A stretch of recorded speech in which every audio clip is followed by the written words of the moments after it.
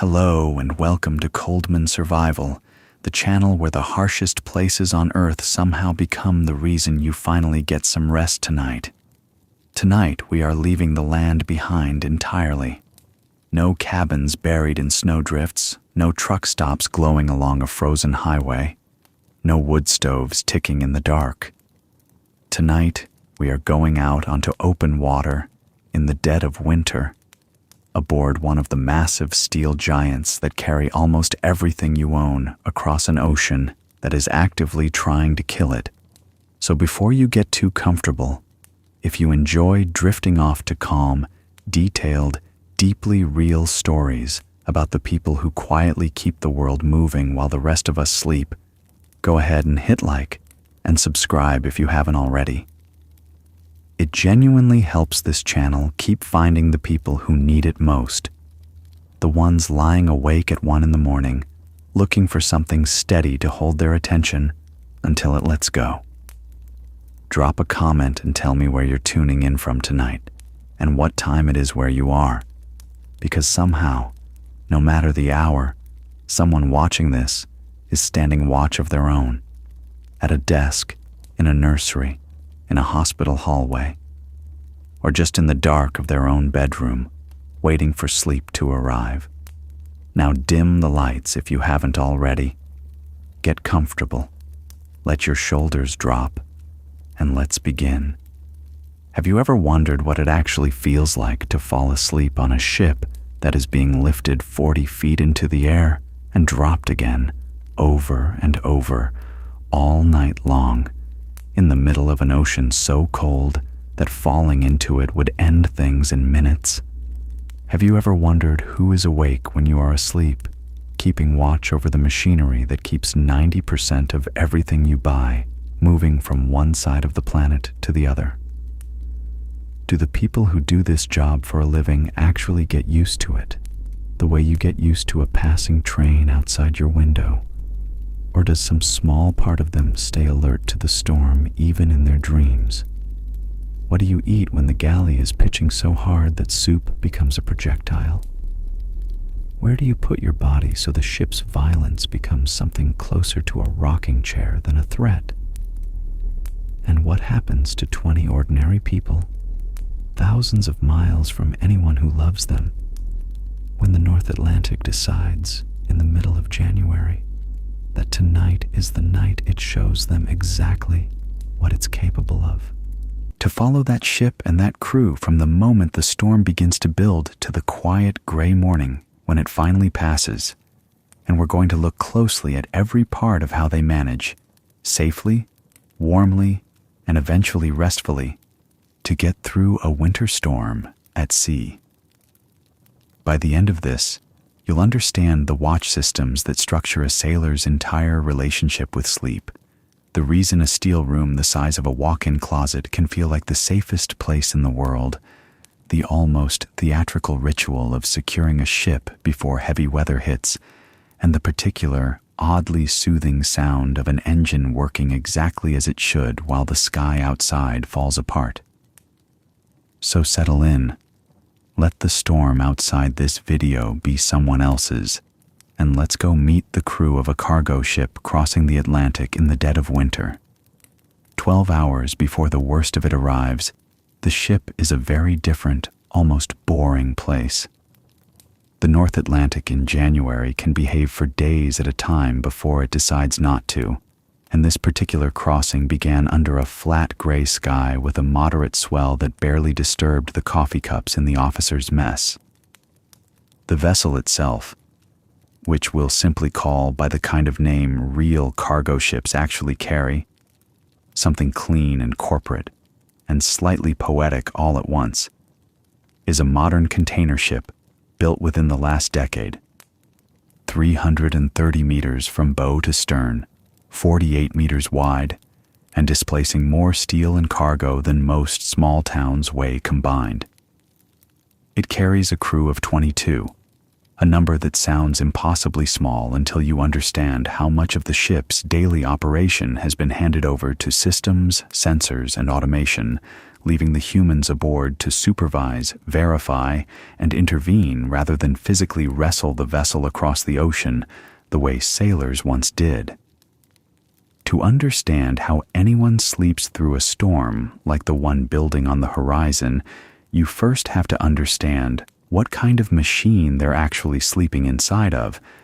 because a modern cargo ship is nothing like the wooden vessels of centuries past,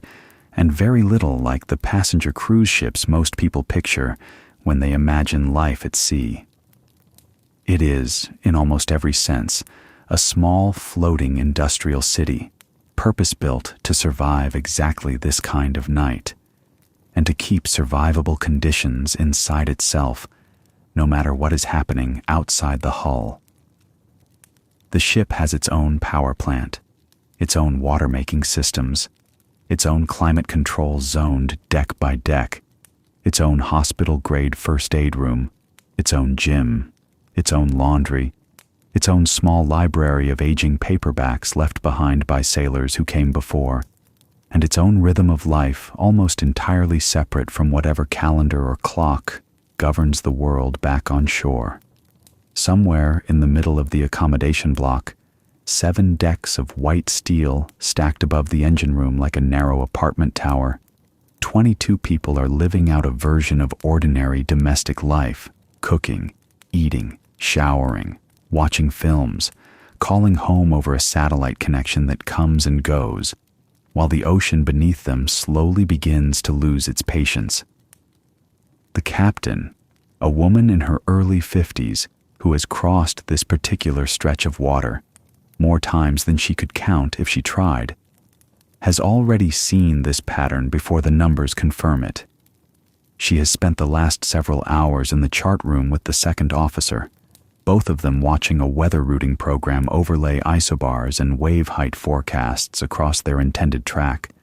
the lines curling tighter and tighter around a deepening low that the software and her own 30 years of instinct agree is going to become significant.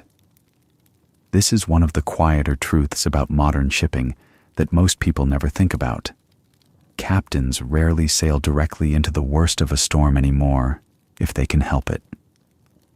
Satellite weather data, updated every few hours, gives them a moving picture of exactly where the worst wind and the worst seas will be, hours and sometimes days in advance. And much of the art of modern seamanship in winter is not about riding out the eye of the beast, but about quietly, patiently routing around its worst edges, trading a few extra hours of steaming time for a few meters less of wave height. Tonight, though, the geometry of the ocean and the geometry of the storm have left them with no clean way around it. The system is simply too large, stretching for hundreds of miles, and the safest course still runs close enough to its edge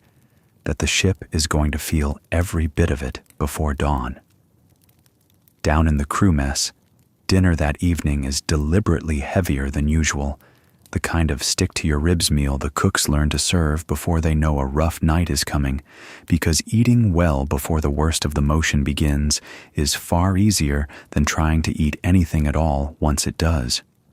There is a particular unspoken language aboard ships like this one, communicated not through announcements, but through small, practical signals everyone recognizes without needing to be told. The tablecloths in the mess have been dampened and stretched tighter than usual to keep plates from sliding. The bottles in the small bar area have quietly disappeared behind a locking bar installed along the shelf edge. Someone has gone around the corridors checking that loose items, a stray mug here, a forgotten laptop charger there, have been tucked away or tied down. None of this requires panic.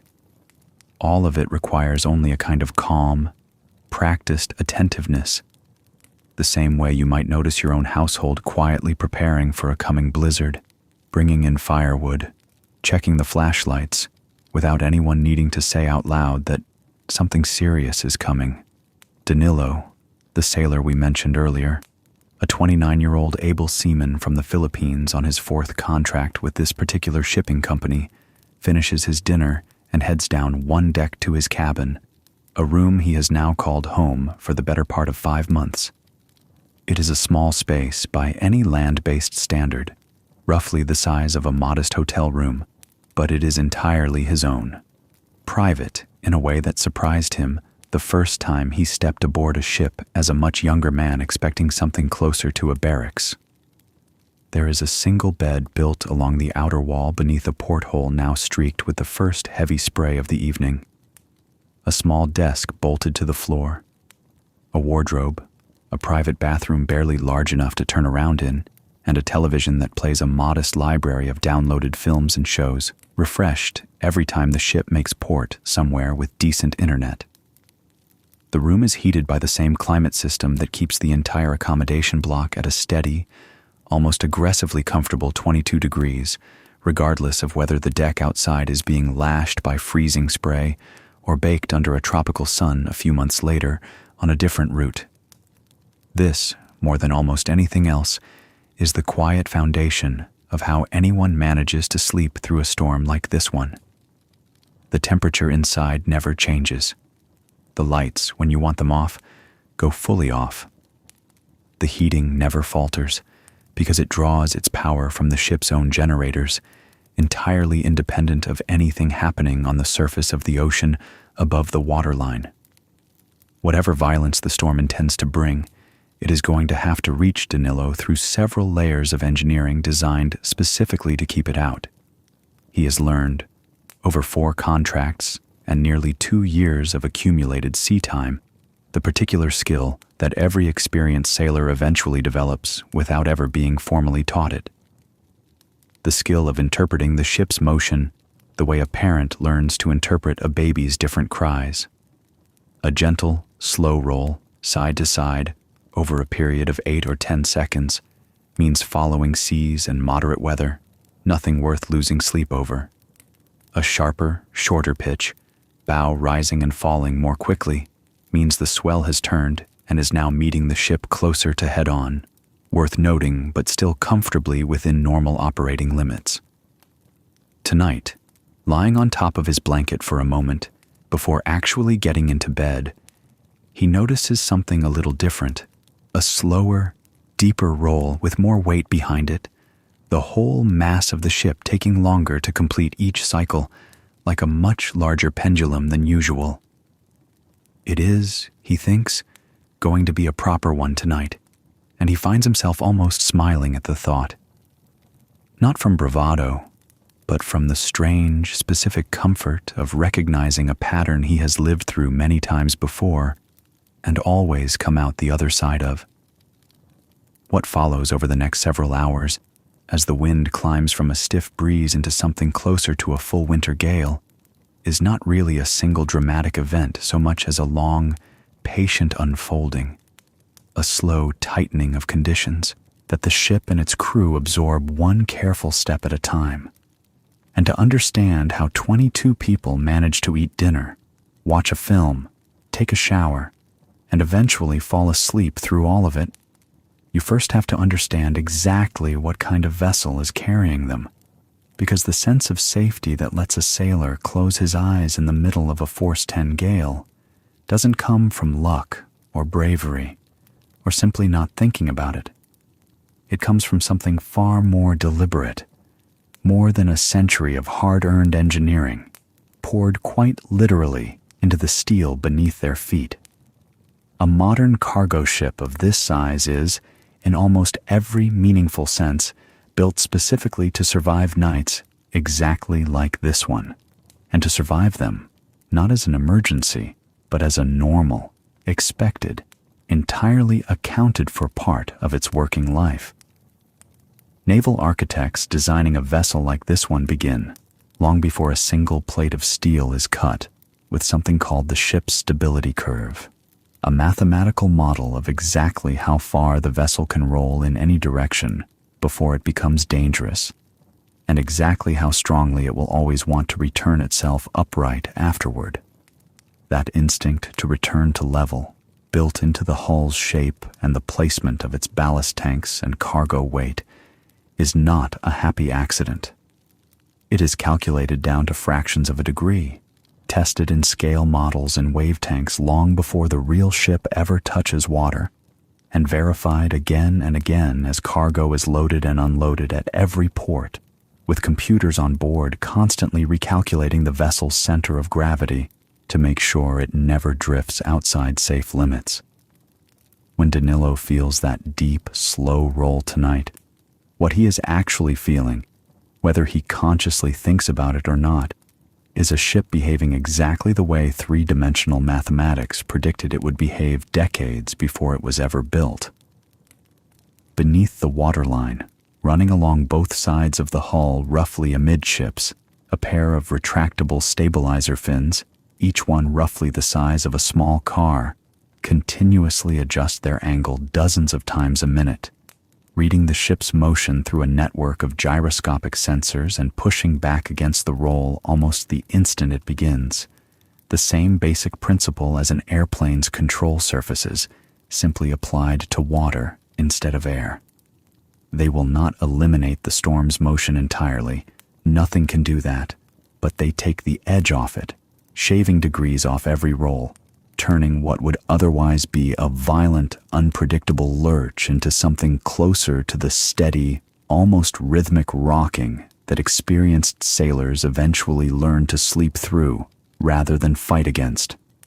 Above them, the bridge itself is a small miracle of layered redundancy, radar systems that can see through driving rain and darkness alike, an automatic identification system tracking every other vessel within dozens of miles, a satellite-fed weather routing display updating every few hours, and enough backup power and backup steering to keep the ship under full control even if a main system were to fail entirely,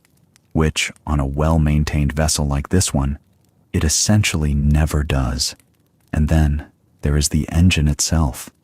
the low, constant, room-filling hum that reaches every corner of the accommodation block, up through the decks, along the steel bulkheads, into the very mattress a sailor lies down on at the end of his watch. It is easy, hearing about a storm like this one, to imagine that sound as something ominous, but for nearly every sailor who has spent real time aboard ships like this one, it becomes the opposite. It becomes proof of life. As long as that engine is turning steadily, as long as that particular pitch of vibration stays exactly where it always sits, everything else happening outside the hull, however loud, however dramatic, is simply weather. It is only ever the engine falling silent or changing its note in some unfamiliar way that would actually wake an experienced sailor out of a dead sleep in alarm. The storm itself, no matter how hard it howls, has become, over months and years of repetition, something closer to white noise, the ocean's own imperfect lullaby, layered over the deeper, steadier hum of 30,000 horsepower doing exactly what it was built to do. It is worth pausing here, before we go any further into the night, to talk about the crew themselves, because a ship this size, carrying cargo worth tens of millions of dollars across one of the most demanding stretches of ocean on the planet, is run by a genuinely small number of people, and understanding how few of them there are helps explain both the intense structure of life aboard and the deep, almost familial trust that develops between people who depend on one another so completely. 22 souls, as the old maritime phrase still goes, are aboard this ship tonight. A captain, a chief officer, a second officer, a third officer, a chief engineer, a second engineer, a third engineer, an electrical officer, a handful of able seamen like Danilo, a bosun who supervises the deck crew, ordinary seamen still working their way up through the ranks, a cook, a messman, and a small engine room crew keeping the machinery itself running. Most come from the Philippines, Ukraine, India, or Eastern Europe, industries and nations with long, proud maritime traditions. and most have signed on for contracts stretching anywhere from 4 to 9 months, meaning that for the length of this entire winter crossing and the months surrounding it, these 22 people are, quite literally, one another's entire world. This matters enormously when it comes to how the ship handles a storm like the one now closing in around it, because there is no substitute out here, hundreds of miles from the nearest coastline, for a crew that trusts each other completely. Every one of them has trained for exactly this scenario, drilled it in classroom simulators long before ever setting foot on a real vessel, practiced it in port during quiet weather, so that when the real thing eventually arrives, as it inevitably does on any winter Atlantic crossing sooner or later, the response becomes almost automatic, rather than something anyone has to consciously think through in the moment.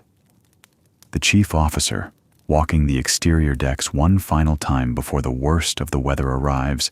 checking each lashing on each container stack, is not doing so out of nervous energy. He is doing so because it is simply what gets done, every single time, on every single crossing, whether the forecast calls for a gentle swell or a genuine gale.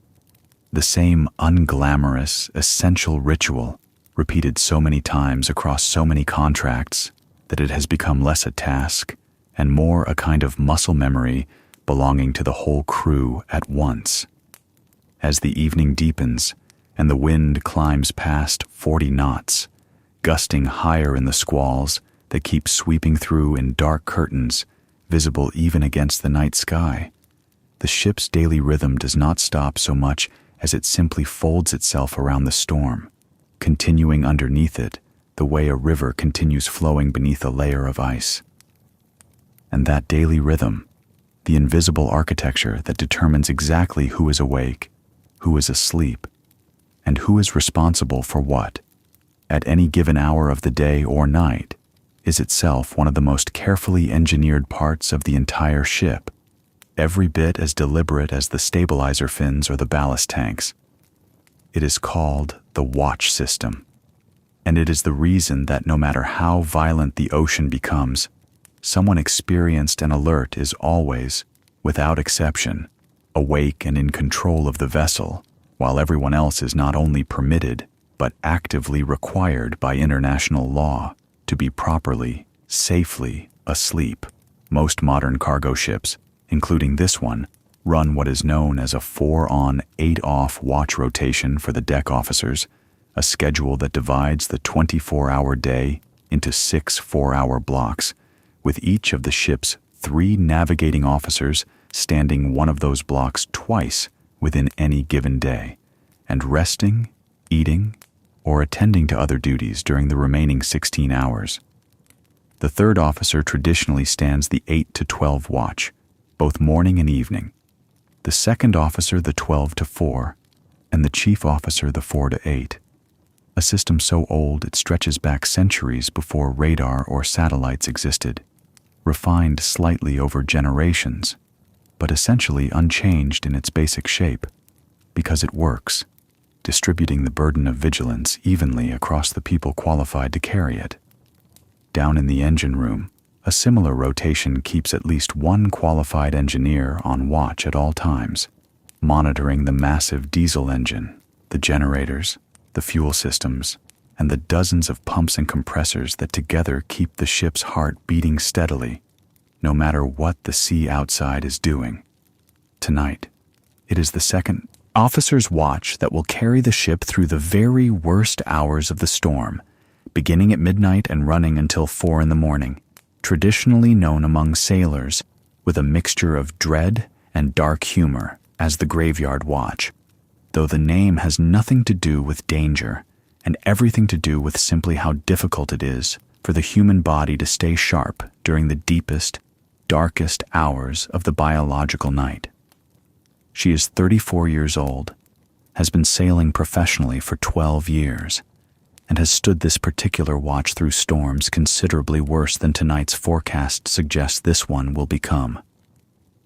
As midnight approaches, she makes her way up to the bridge a full 15 minutes early, a habit shared by nearly every good watchkeeper, allowing time for a proper handover from the outgoing third officer. A careful verbal review of the ship's current position, course, speed, the latest weather update, any nearby vessel traffic, and anything unusual that occurred during the previous watch. This handover ritual, repeated 6 times a day, every single day, for the entire length of the voyage, is one of the quiet, unglamorous habits that makes it possible for an entire ship full of people to sleep soundly through a storm, because it means that responsibility for the vessel's safety never has a gap in it, not even for a single minute, no matter how violent the night becomes outside the reinforced glass of the bridge windows. Meanwhile, down in the crew's cabins, Danilo and most of the rest of the off-watch crew are following a similar, equally deliberate ritual of their own, one built not around vigilance but around rest, because international maritime law, specifically a set of regulations known as the Standards of Training, Certification, and Watchkeeping, or STCW for short, actually mandates minimum rest hours for every crew member aboard a commercial vessel, requiring at least 10 hours of rest in any 24-hour period, and at least 77 hours of rest across any 7-day stretch. Rules written directly in response to decades of accidents caused by simple, preventable human exhaustion. This is perhaps one of the least understood truths about modern life at sea. Sleep, aboard a ship like this one, is not treated as an optional indulgence squeezed in around the edges of the real work. It is treated, quite explicitly, as a safety requirement every bit as serious as the lifeboats or the fire suppression systems, logged, tracked, and audited by the ship's officers and occasionally inspected by port authorities in the countries the vessel visits, precisely because a tired crew, however well trained, is a dangerous crew, and everyone aboard, from the captain down to the newest ordinary seaman, understands and largely welcomes that discipline. So as the storm builds toward its peak somewhere out beyond the reinforced windows,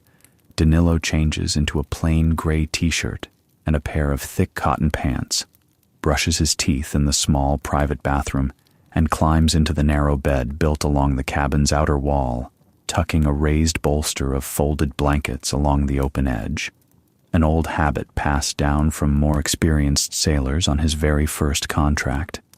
A simple, low-tech solution to the very real problem of being gently rolled out of bed in the middle of the night by a particularly deep swell.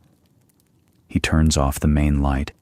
leaving only a small reading lamp glowing above his pillow, and for a few minutes simply lies there, listening. This is, in its own quiet way,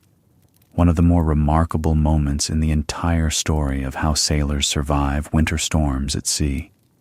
This brief, deliberate window between lying down and actually falling asleep, in which an experienced crew member consciously, almost meditatively,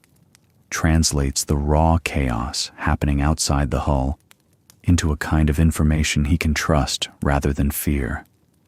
The wind howling somewhere above and around the accommodation block in long, rising moans that occasionally sharpen into something almost like a scream, tells him the storm has reached, or is close to reaching, its forecast strength, nothing more and nothing less, exactly as the weather routing software predicted 2 days earlier. The slow, deep roll of the ship beneath him, a cycle now stretching to nearly 12 full seconds from one side to the other, tells him the stabilizers are working exactly as designed, absorbing the worst of the swell's energy before it ever reaches this deep into the vessel's structure. And the engine, that low, unbroken hum running through every steel surface in the room, tells him, more clearly than any weather report could,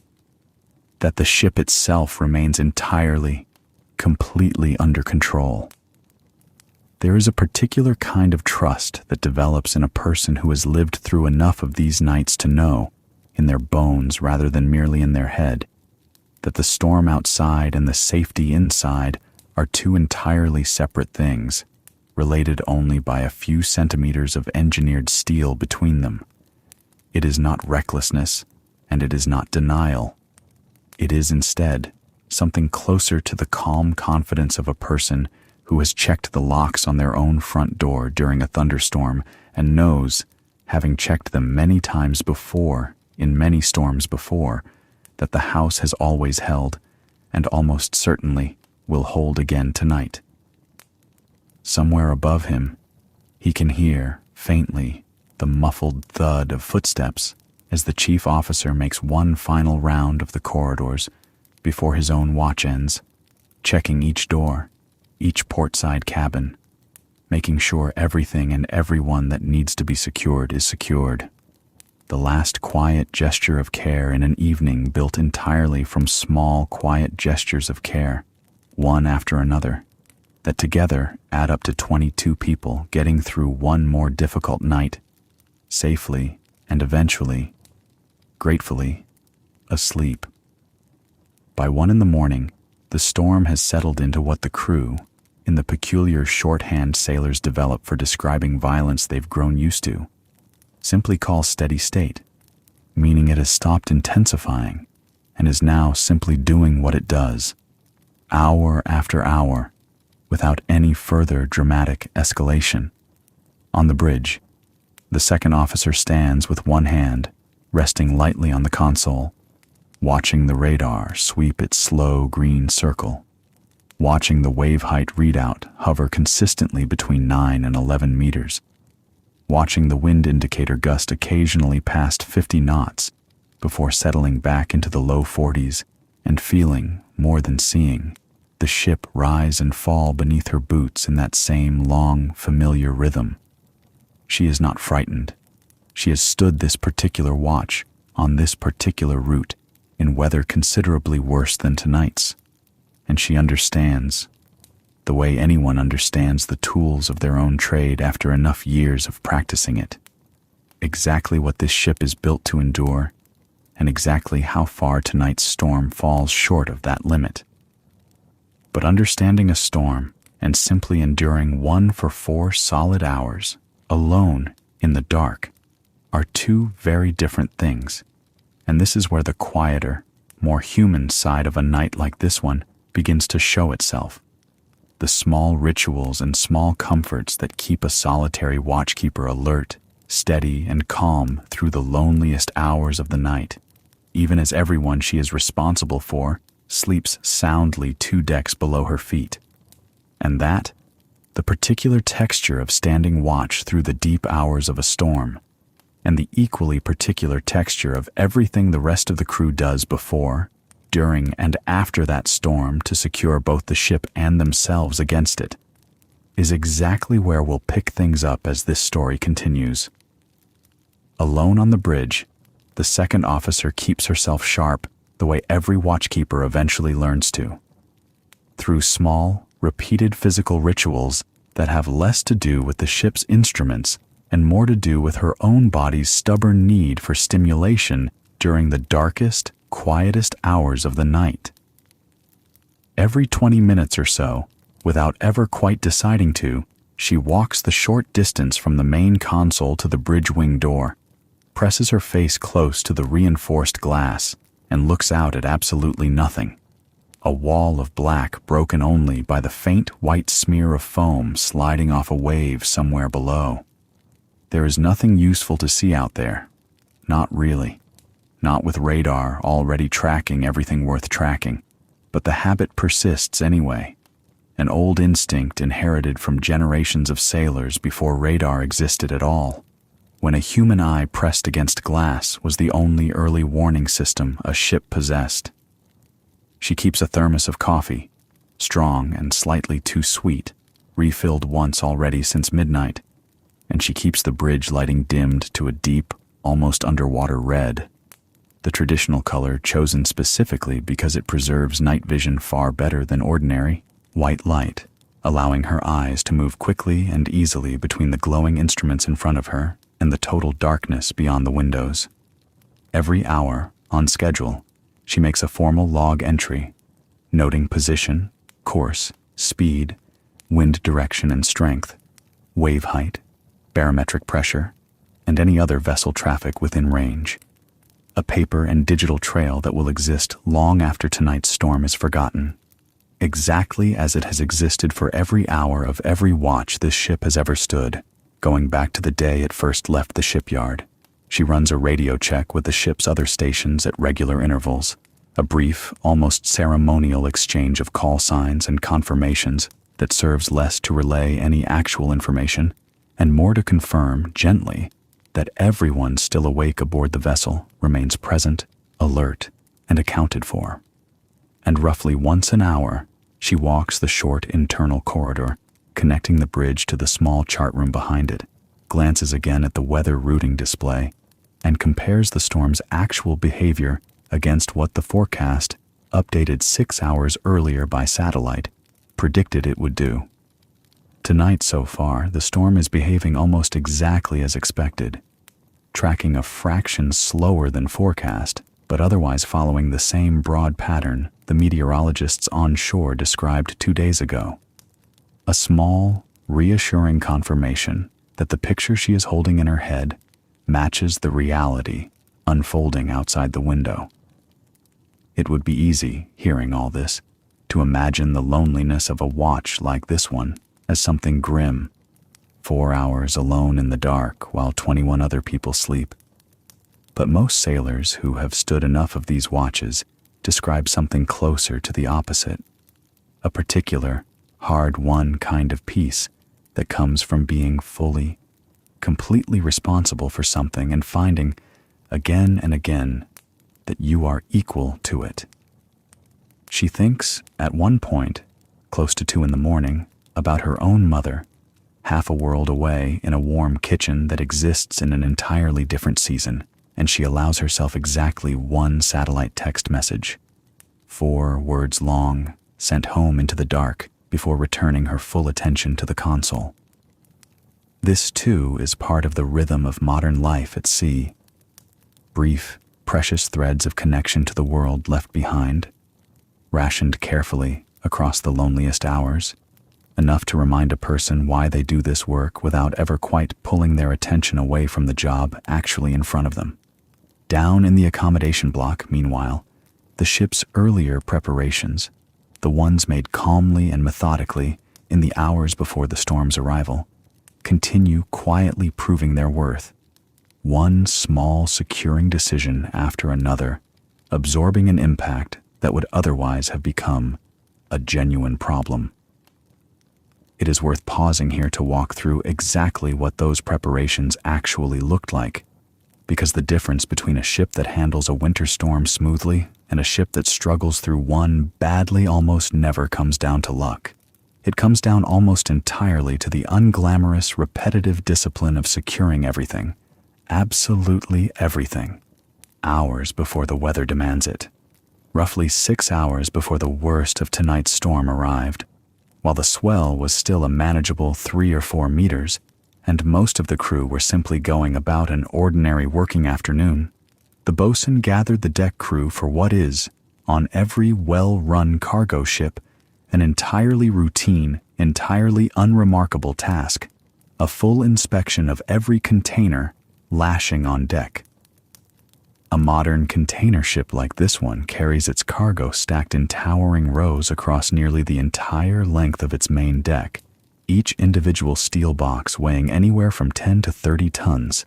secured to the deck and to each other with a combination of steel twist locks, turnbuckles, and long diagonal lashing rods,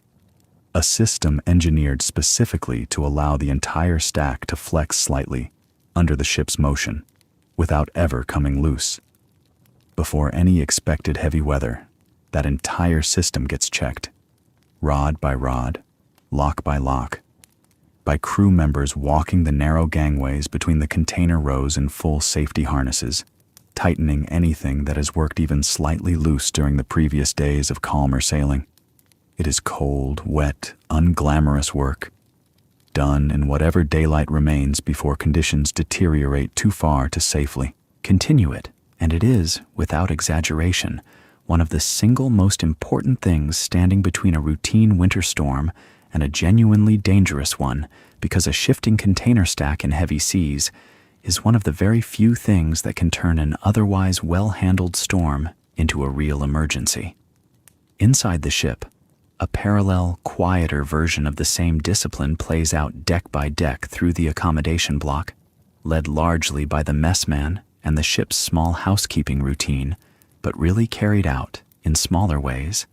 by every single person aboard. Loose items get stowed. Laptop cords get coiled and tucked into drawers. Anything left sitting on a desk or shelf without a proper home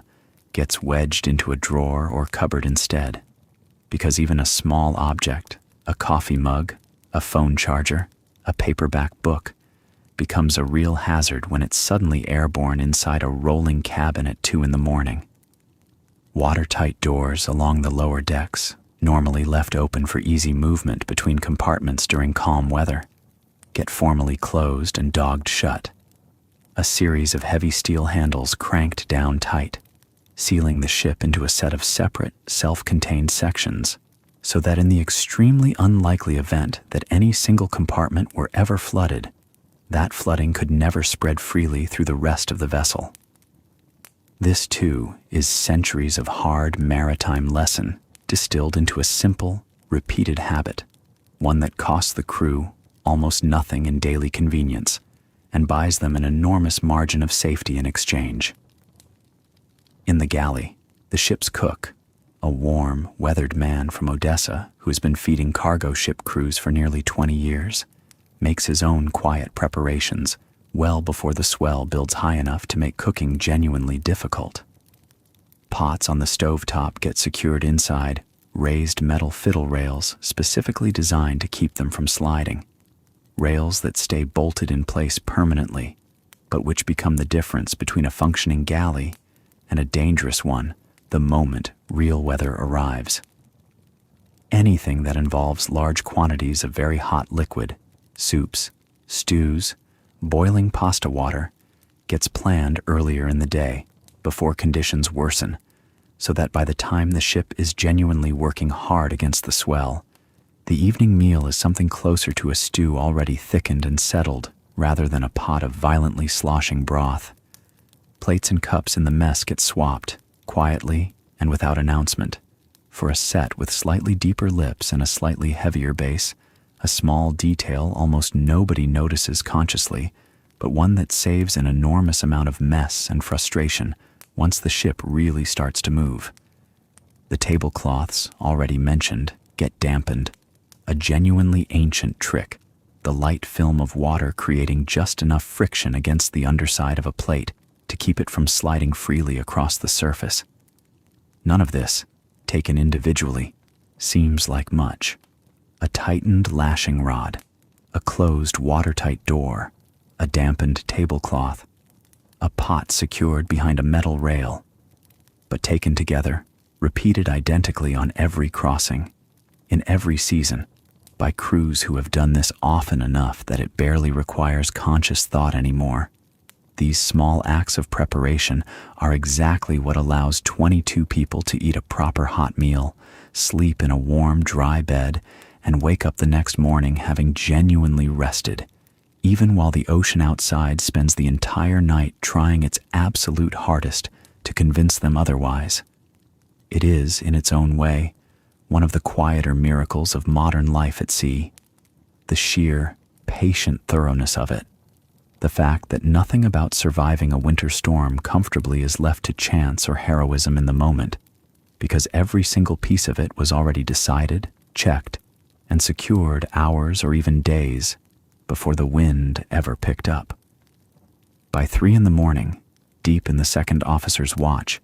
the storm reaches what will turn out to be its highest sustained intensity of the night, wind gusting close to 60 knots in the heaviest squalls,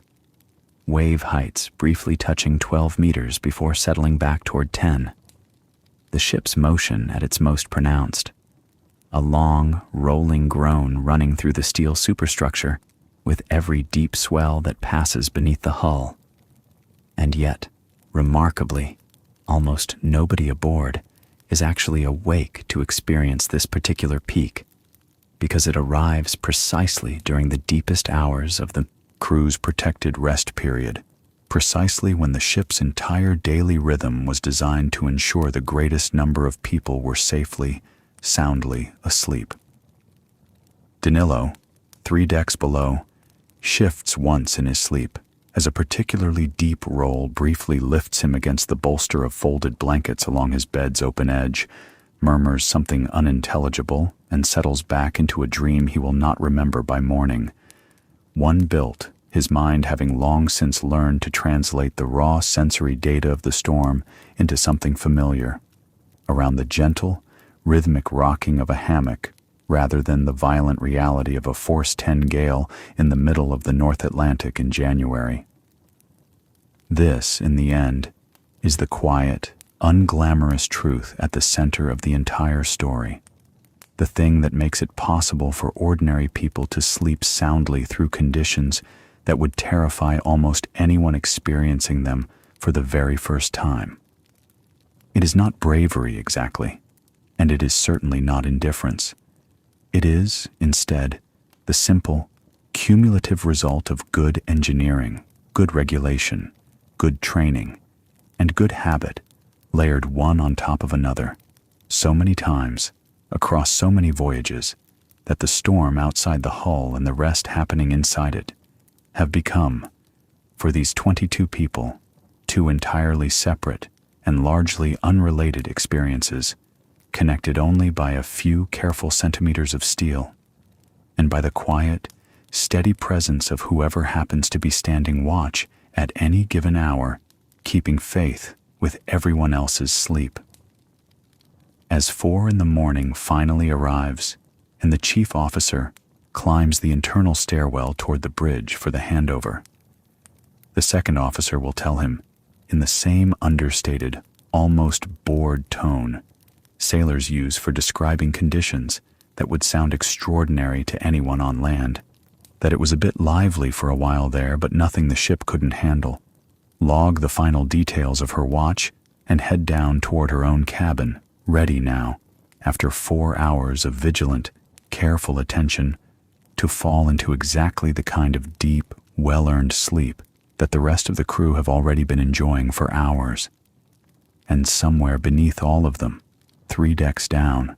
in a steel room glowing faintly with the last light of a small reading lamp left on by mistake, Danilo sleeps on, entirely undisturbed, the storm outside still raging, the ship beneath him still steady, still warm, still exactly, precisely, where it is supposed to be. There is a particular skill, rarely discussed outside the small, tight-knit world of professional seafaring, that every sailor eventually develops if they stay in the industry long enough. A skill that has almost nothing to do with strength or toughness, and everything to do with a kind of deliberate, practiced translation of the body's own fear response. Danilo did not sleep soundly through his first winter storm at sea. He remembers that first contract clearly, a much younger man barely into his 20s, lying rigid in his bunk during his very first proper Atlantic gale, every roll of the ship registering in his stomach as a small jolt of alarm, every groan of the hull sounding, to his untrained ear, like something on the verge of failure rather than steel simply flexing exactly as it was designed to. An older sailor, a wiry, quiet man from Batangas, who had been at sea for nearly 3 decades, found him that night sitting upright in the corridor outside his cabin, unable to settle, and told him something Danilo has carried with him through every rough crossing since. The ship, the older man said, is going to move whether you fight it or not, so you might as well let it move you. That single piece of advice describes, better than almost any technical explanation could, the actual mechanism by which experienced sailors learn to sleep through conditions that would keep most people awake and terrified. It is not that the motion stops registering. It never fully does, not even after years at sea. It is that the body slowly, gradually, learns to interpret a rolling, pitching ship the way it once learned to interpret the rocking of a cradle or the swaying of a hammock strung between two trees, a rhythm to be surrendered to rather than resisted.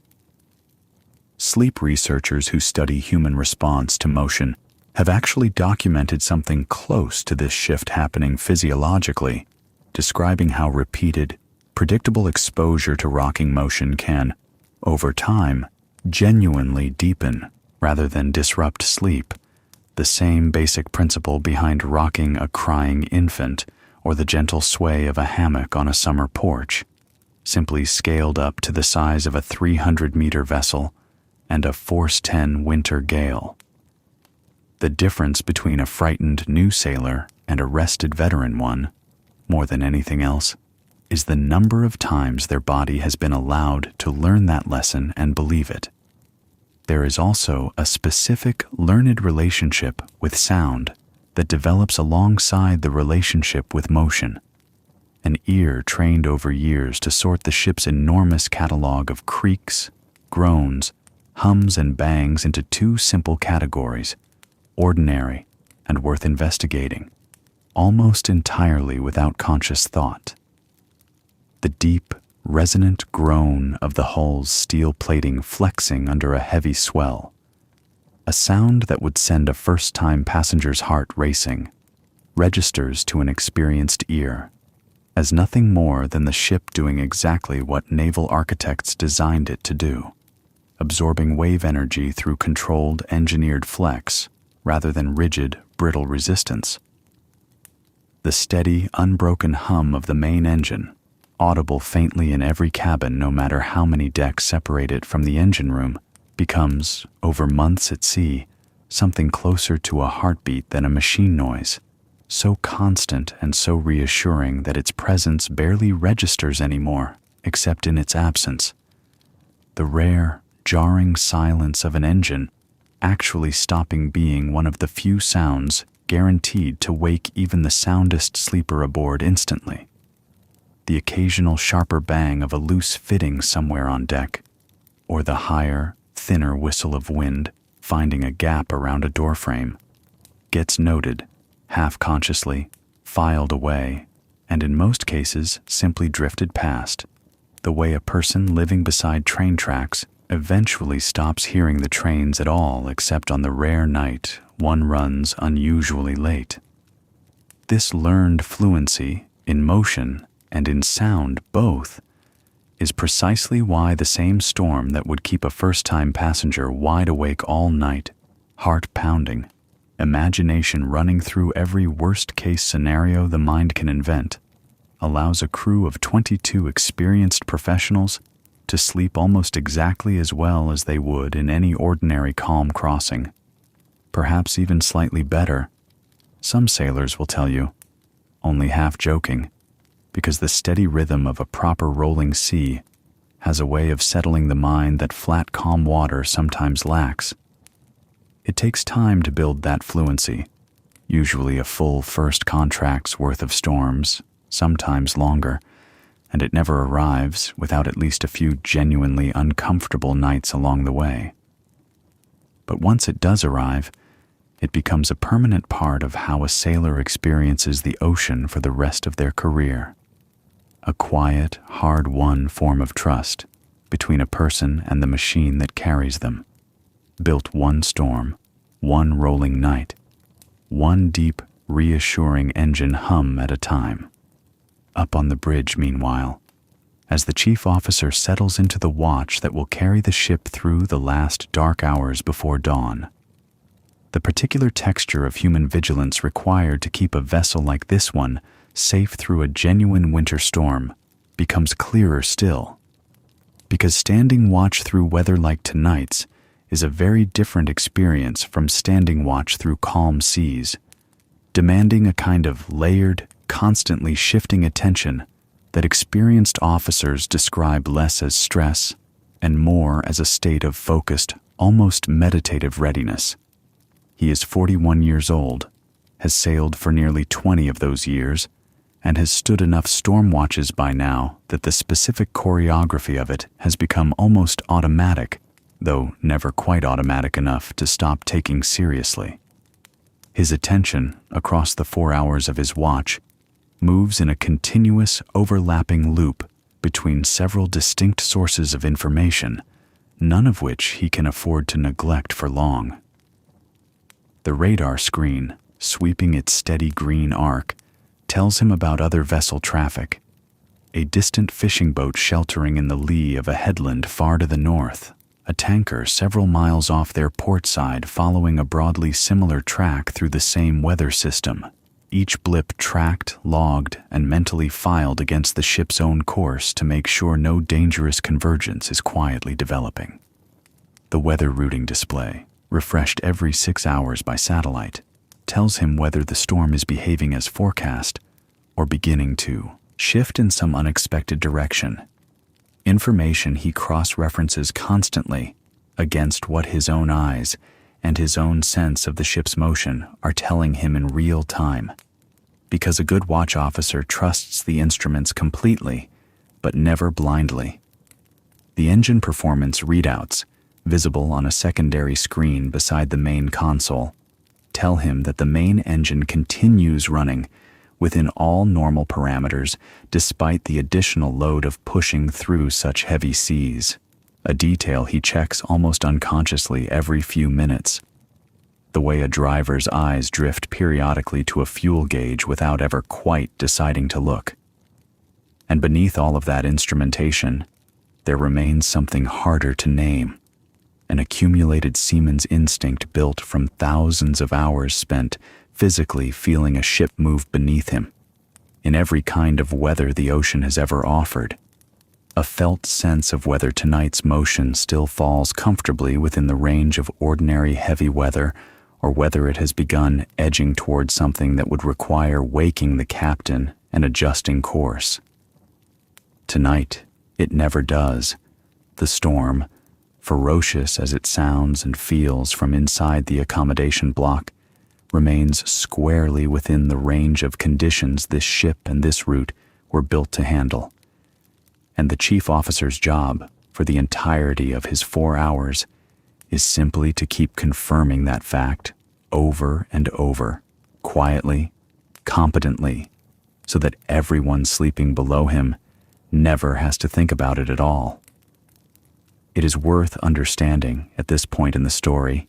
exactly where in the world this particular ship and this particular storm actually sit, because the experience of a winter crossing changes considerably depending on which of the planet's major shipping lanes a vessel happens to be following.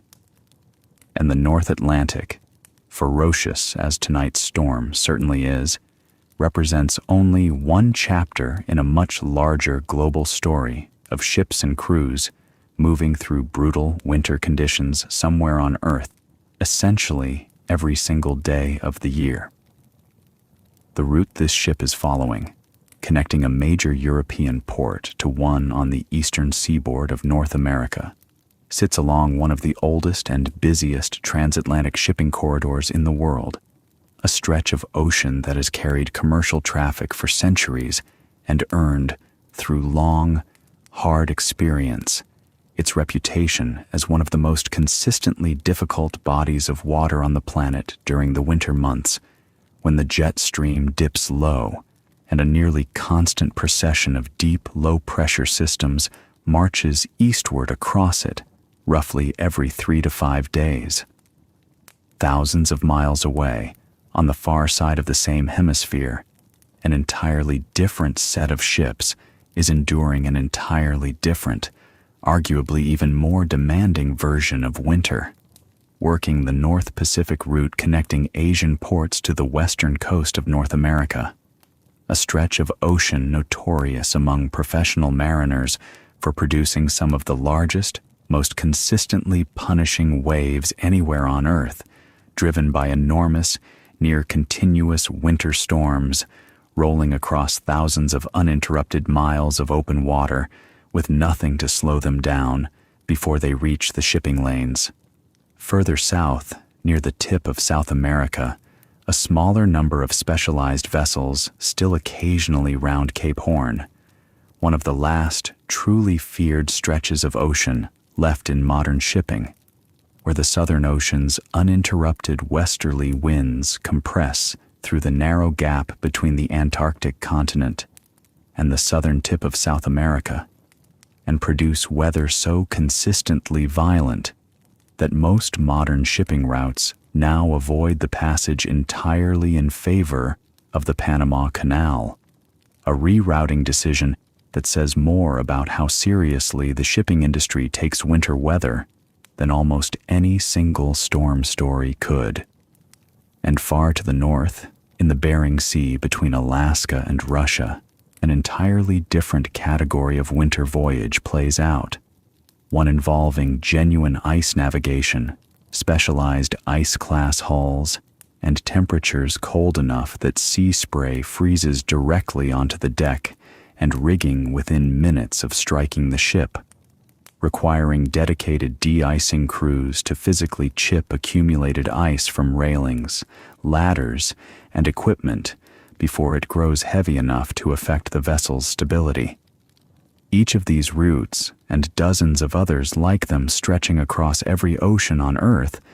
is being sailed tonight, right now, by crews facing some version of exactly what this particular ship and this particular 22-person crew are facing. Different specific dangers, different specific waters, but the same underlying pattern repeating itself across the whole global map of winter shipping. Ordinary people, thousands of miles from home, trusting well-built ships, well-designed watch systems, and well-earned experience to carry them safely through conditions that would terrify almost anyone encountering them for the very first time. It is a genuinely enormous, genuinely global phenomenon, this quiet, largely invisible work of keeping the world's cargo moving through the worst months of the year, and it is easy to forget, buying something online in the middle of a warm, dry living room on a calm winter evening, that a meaningful portion of everything you own likely spent at least a few nights somewhere out on one of these routes, in weather very much like tonight's, carried safely through by people whose names you will never know, and whose work you will almost certainly never think about. Down below the waterline, in a part of the ship that most people picture, if they picture it at all, as something loud, hot, and vaguely mechanical without much human warmth to it, an entirely different but equally important story unfolds through these same storm hours. One belonging to the engine room crew, whose relationship with tonight's weather is both more physically demanding and, in its own way, considerably less dramatic than anything happening up on the bridge. The third engineer, a soft-spoken man in his late 20s from a small port town in western Ukraine, has been on watch in the engine control room since midnight, a role that involves neither the sweeping ocean views of the bridge nor the direct wind and spray of the open deck, but instead an enclosed, intensely loud, intensely warm world of gauges, alarms, and the continuous mechanical roar of a main engine larger than most houses, working steadily to push the ship through conditions considerably heavier than its normal operating load. The engine room during a storm like tonight's is, in its own particular way, one of the most reassuring places aboard the entire vessel, precisely because everything happening there is so thoroughly monitored, so completely instrumented, and so consistently, boringly normal, that any genuine problem would announce itself immediately and unmistakably through a dozen different alarms before it ever became dangerous. The third engineer spends much of his watch simply walking a careful, repeated circuit through the engine spaces, checking gauge readings against expected ranges, listening for any unfamiliar sound buried beneath the enormous, constant roar of the machinery, and confirming again and again that every system, fuel, lubrication, cooling, exhaust, continues functioning exactly as designed despite the additional strain of heavy seas. It is hot down here, genuinely, uncomfortably hot in a way that stands in strange contrast to the freezing winter storm raging just a few decks above. the accumulated heat of tens of thousands of horsepower filling every corner of the space. And the engineers who work these watches often describe a peculiar, almost comic disconnect between the tropical warmth of their own working environment and the Arctic violence unfolding on the other side of the hull. What makes the engine room crew's work during a storm genuinely essential, rather than merely dramatic, is the fact that everyone else's ability to sleep soundly through tonight's weather depends entirely on their quiet, continuous competence down here, in a space most passengers, if this ship carried any, would never even glimpse. Every degree of temperature Danilo enjoys in his warm cabin traces back to a heating system powered by this engine room. Every steady watt of electricity keeping the corridor lights on, the galley stoves running, the navigation instruments glowing on the bridge above, originates in the generators these engineers are quietly, carefully monitoring throughout the night. It is easy, thinking about how a crew survives a winter storm at sea, to picture only the dramatic wind and waves outside the hull. But the truth is that an enormous portion of that survival is happening down here instead, in the hot, loud, unglamorous heart of the ship, where a handful of engineers spend their entire watch simply making sure that nothing, anywhere, ever goes wrong. By the time the first pale suggestion of gray begins to soften the eastern horizon, still hours away from true dawn, but enough to change the quality of the darkness pressing against the bridge windows, the storm has begun, almost imperceptibly at first, to loosen its grip.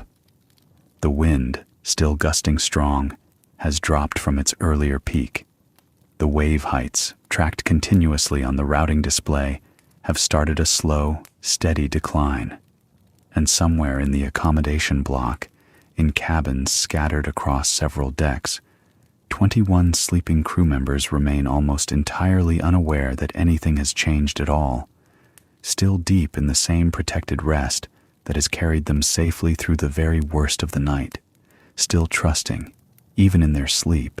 the same quiet, overlapping systems of engineering, regulation, and human competence that have carried this ship and its crew through so many winters before, and will, in all likelihood, carry them through so many more.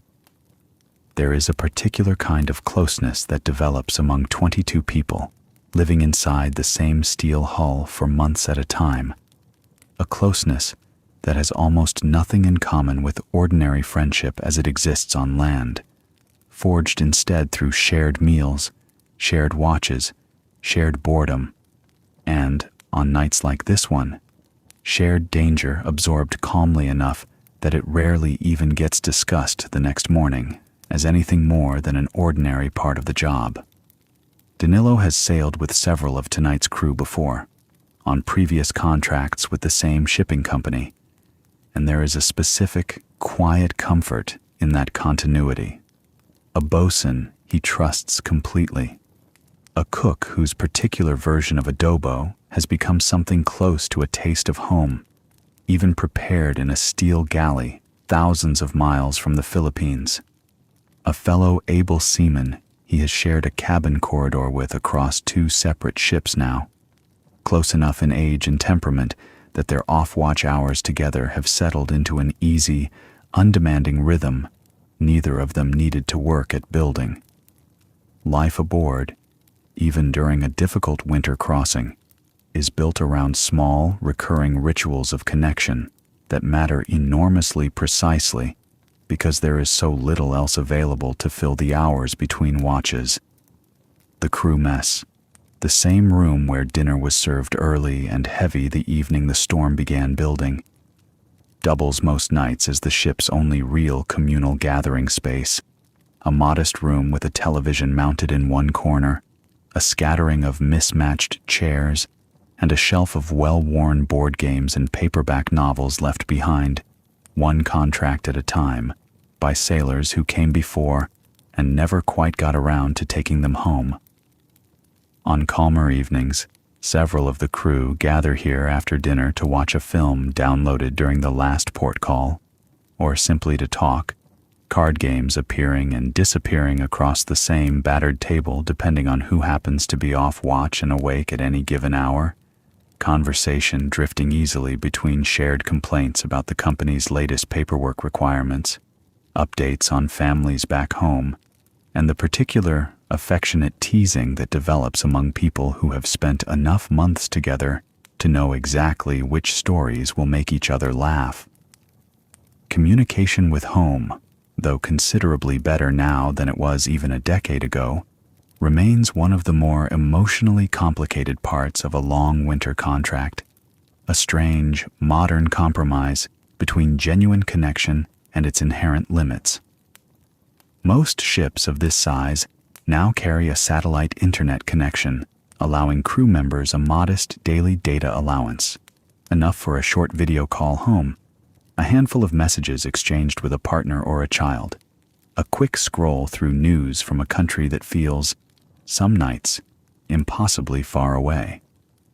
Danilo calls his wife most evenings when the connection allows it, a call rarely longer than 15 or 20 minutes, often interrupted by the satellite link dropping and needing to be re-established. Conversations built more around small, ordinary details, what she cooked for dinner, how their son did on a school exam, than any grand romantic gesture, because it is precisely those small, ordinary details that a person misses most after months away, far more than anything dramatic. Tonight, with the storm still working through its later hours, the connection has been unreliable, and he has not managed to reach her. A small, familiar disappointment folded quietly into an otherwise ordinary night. The kind of minor loneliness every long contract sailor learns to carry without letting it become something heavier. What ultimately holds a crew like this one together through months of separation from everything and everyone familiar is not any single dramatic bond, but rather the slow, cumulative weight of thousands of small shared moments. A joke repeated at just the right time during a difficult watch. An extra portion quietly set aside by the cook for someone who missed dinner because of engine room duties. A knowing glance exchanged between two officers during a tense radio call with another vessel. A shared cigarette on the open deck during a rare, calm evening, watching a sunset. Neither of them will ever quite manage to describe properly to anyone back home who wasn't there to see it. It is a form of family built entirely out of proximity and shared purpose rather than blood or history. Temporary in the sense that most contracts eventually end and crews eventually scatter to different ships and different routes. But genuinely deep while it lasts, the kind of bond that produces lifelong friendships between sailors who may not see each other again for years, but who will, without hesitation, help one another find work, offer a place to stay during a difficult stretch ashore, or simply pick up a phone call at 3 a.m. if the need arises. This quiet camaraderie matters enormously on a night like tonight. Not because anyone aboard needs emotional comfort to get through an ordinary winter storm. Experienced crews like this one genuinely do not, but because it is precisely this accumulated trust that allows the ship's more formal safety systems to function as smoothly as they do. A watch officer who trusts the engineer on duty below her completely does not need to second-guess every engine reading. A bosun who has worked with his deck crew across multiple contracts knows exactly which sailors need closer supervision during a difficult lashing check and which can be trusted to work independently in genuinely difficult conditions. A cook who has fed the same officers for months instinctively knows whose appetite drops during rough weather and quietly prepares something simpler and easier on the stomach for them without ever needing to be asked. None of this shows up in any official safety manual, and yet all of it, the accumulated familiarity, trust, and quiet mutual care built up over months of shared life aboard forms just as real a layer of protection against the winter storm outside as any stabilizer fin or watertight door. As the night finally begins, its slow surrender to morning, somewhere around 5 o'clock, with the worst of the storm now genuinely behind the ship and the wave heights settling back toward a more comfortable 6 or 7 meters, a few of the earliest risers among the crew begin quietly stirring, not because anything requires it of them yet, but simply because months at sea reset a person's internal clock toward whatever rhythm the ship itself keeps. The cook is already moving in the galley, coffee beginning to brew, the first hints of breakfast taking shape despite the ship still rolling with real conviction beneath his feet. Somewhere down the corridor, a light clicks on in a cabin belonging to one of the deck crew due to relieve the bosun's watch within the hour, and the particular sounds of an ordinary ship morning: quiet footsteps, a shower running, a kettle beginning to whistle somewhere, slowly begin layering themselves back over the sound of the storm outside, the same way they do every single morning aboard this ship, storm or no storm, the 22-person rhythm of shared life continuing on, patient and unbroken, exactly as it has for the entire length of this long winter crossing, and exactly as it will for however many months remain before this particular crew eventually scatters toward home, toward new contracts, and toward whichever ships and whichever crews come next. By 7 in the morning, the transformation is almost complete. Not sudden or dramatic the way it might be in a film, but the slow, patient unwinding of something that built itself just as slowly the evening before. The wind, which had been screaming somewhere close to 60 knots in the worst of the night's squalls, has settled into a stiff, ordinary breeze, still enough to raise whitecaps, but nothing like the driving horizontal spray of a few hours earlier. The waves tracked continuously on the bridge's weather display have dropped to something in the range of 4 or 5 meters, a swell that still lifts and lowers the ship in a long, gentle rhythm, but no longer produces the deep, groaning roll that had many of the crew adjusting their bolster pillows in their sleep only hours before. Outside, through the reinforced bridge windows, the sky has begun to lighten from an ink-black nothing into a bruised, heavy gray,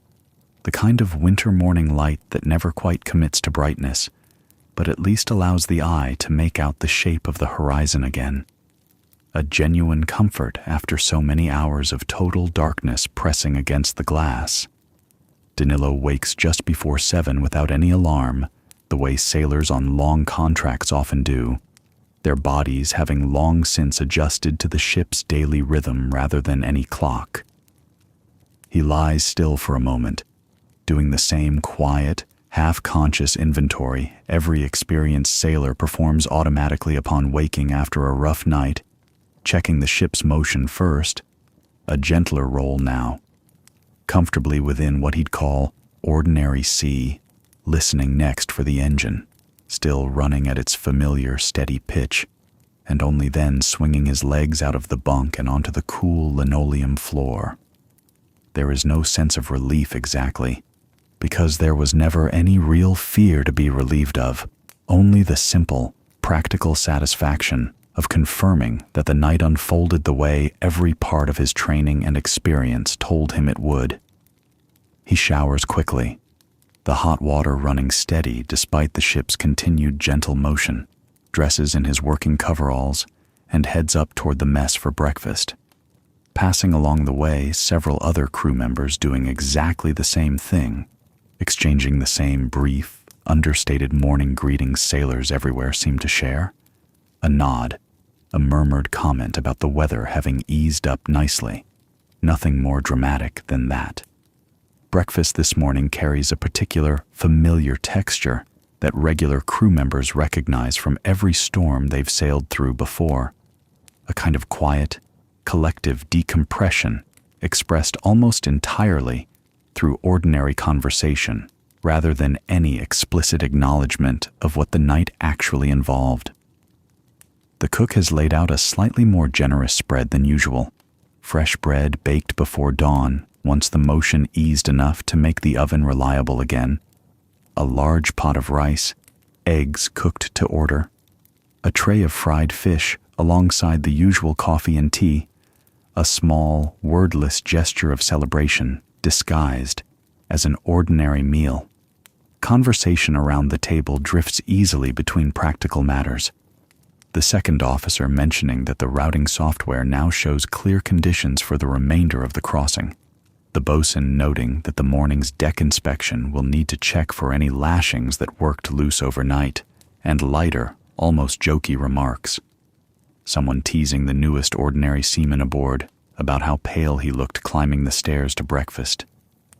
A gentle initiation ritual repeated, in one form or another, on every ship that has ever carried a first contract sailor through his first real winter storm. There is real, unhurried pleasure in mornings like this one.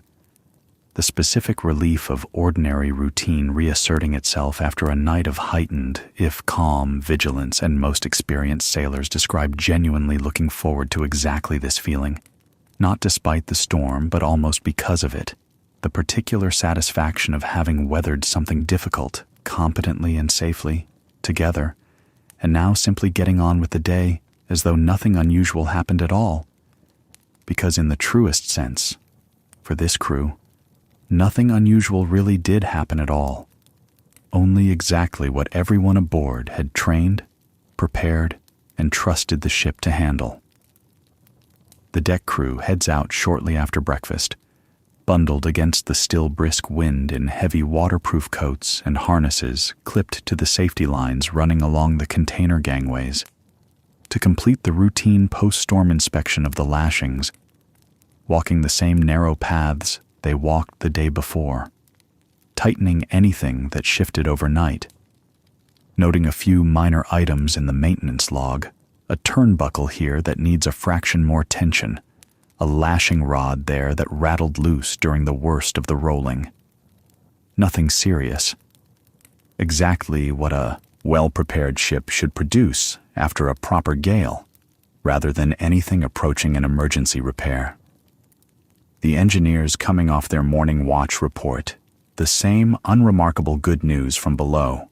All systems within normal parameters throughout the night. No unusual fuel consumption despite the additional load of pushing through heavy seas. No concerning temperature readings anywhere across the enormous bank of gauges they monitor. The main engine having simply done exactly what it was built to do, for exactly as long as it was asked to do it. The chief engineer, reviewing the overnight log himself before heading down for his own inspection, allows himself a small, private moment of professional satisfaction, the same quiet pride any skilled tradesperson feels when watching something they maintain and understand deeply perform flawlessly under real pressure rather than merely in calm, easy conditions. And on the bridge, the outgoing chief officer briefs the day's third officer with the same understated calm that has characterized this entire crossing. A bit of weather overnight, all handled, nothing requiring the captain's attention beyond her own morning review of the log, a handover so routine, so free of drama, that an outside observer watching it might never guess the ship had spent the previous night pushing through one of the more significant storms of the entire season. Out on the open deck itself, once the morning inspection is complete and the worst of the wind has genuinely dropped, a few crew members linger a little longer than strictly necessary, drawn by the particular hard-won pleasure of standing in open air after a night spent almost entirely indoors, watching the last heavy gray clouds of the departing storm system pull slowly eastward across a sky beginning, in patches, to show real blue behind them. There is a specific kind of gratitude that settles over an experienced crew on a morning like this one, not the dramatic relief of survivors emerging from genuine danger. because nothing about last night ever constituted genuine danger for a ship and crew this well prepared. But something quieter, and in some ways more durable. The simple, renewed appreciation for calm water, clear sky, and an ordinary working day. The kind of appreciation that only really belongs to people who have spent enough nights doing without it to know exactly what it's worth. It is worth pausing here to consider the captain herself a little more closely, because it is her decisions, made quietly over the preceding several days, that shaped almost everything the crew experienced through the night. And understanding her role more fully reveals just how much of surviving a winter storm at sea happens well before the storm itself ever arrives. She had been tracking this particular system since 3 days before it reached them, watching the routing software's forecast model slowly firm up as fresh satellite data arrived every 6 hours, each update narrowing the range of possible outcomes and sharpening her picture of exactly what the crew would eventually face. Her job, throughout that entire process, was never to avoid the storm entirely, an impossibility given its size and the ship's fixed schedule, but rather to make a long series of small, careful judgments about exactly how to meet it. 3 days out, the first forecast update showed a broad, still developing low-pressure system somewhere southwest of Iceland, its eventual track and intensity still carrying enough uncertainty that she filed the information away without yet adjusting course, the same way an experienced driver notices distant clouds without yet reaching for an umbrella. 2 days out, with the system's projected track sharpening considerably and its central pressure deepening faster than the earlier models had suggested, she called a short meeting with her chief officer and second officer in the chart room, laying out 3 possible routing options on the display between them. The most direct route, which would carry the ship close to the storm's most intense core, a northern deviation adding roughly 3 hours to the total crossing time, but keeping them consistently on the system's milder southern edge and a more dramatic southern diversion that would avoid the worst weather almost entirely, but at a cost of nearly 14 additional hours, a delay that would very likely trigger a difficult conversation with the shipping company's shoreside operations team about missed port slots and knock-on schedule disruptions affecting several other vessels down the line. This is the part of a captain's job that rarely makes it into any dramatic account of a storm at sea. The unglamorous, almost bureaucratic weighing of competing pressures, safety, comfort, cargo condition, fuel consumption, schedule reliability, company relationships, all of it balanced against the same evolving forecast data, hour by hour, day by day. She chose the middle option, the northern deviation, a decision she made not out of caution alone, but out of a clear-eyed professional judgment built across 3 decades of exactly these calculations, understanding precisely how this particular ship handled following seas of this size, precisely how her crew's collective experience and morale would hold up across one genuinely difficult night rather than several moderately uncomfortable ones, and precisely how much slack the shipping schedule could actually absorb without creating problems downstream that would ultimately cost the company far more than 3 extra hours of steaming time. She sent a brief message to the shoreside operations team explaining her reasoning, received their routine acknowledgement within the hour, and made her final course adjustment that same afternoon, quietly, without any fuss, the way nearly every consequential decision aboard a well-run ship actually gets made. It is this kind of decision-making, repeated by captains on ships all over the world every single day of the winter shipping season, that does more to determine how comfortably a crew sleeps through a storm than almost anything else in the entire story, more even than the stabilizer fins or the watch systems, because those systems only ever get tested against whatever storm the captain's earlier decisions actually steered the ship into in the first place. A less experienced captain, or one working for a company less willing to absorb a few hours of schedule slippage,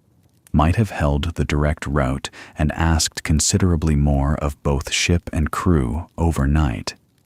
This captain, instead, spent 3 days quietly buying her crew a gentler storm than the one the ocean initially seemed to be offering, a form of care so understated that most of the crew sleeping soundly through the night never once thought to connect their own comfortable rest to a routing decision made in a chart room 2 days earlier, and never needed to, which is, in its own way, exactly the point. It is genuinely remarkable, set against this backdrop of satellite forecasting, computer-modeled routing, and instant weather updates arriving every 6 hours, regardless of how far from land the ship happens to be, to think back on how differently this same crossing would have unfolded even a single century earlier, and further back still, into the age of sail that occupied these same waters for centuries before steam and steel ever arrived. A sailing ship crossing the North Atlantic in January during the age of sail carried no weather forecast at all beyond a falling barometer, and a captain's own hard-won reading of sky and swell, no engine to provide a steady, reassuring hum through the hull, no stabilizer fins to blunt the worst of a wave's impact, and no heated cabins waiting below to offer any real refuge from the cold once a sailor's watch ended. Crews on those ships slept, when they slept at all during heavy weather, in cramped, damp berths below a deck that offered nowhere near the insulation of a modern hull, often soaked through from spray that found its way below. No matter how carefully hatches were secured, wrapped in whatever wool blankets they had managed to keep dry, listening to a very different, far less reassuring set of sounds than the steady engine hum that lulls Danilo to sleep tonight. The groan of wooden spars under enormous strain, the crack of canvas sail, and always, underneath everything, the knowledge that if the ship's rigging failed catastrophically in the worst of a storm, there was very little anyone aboard could do about it beyond pure seamanship and considerable luck.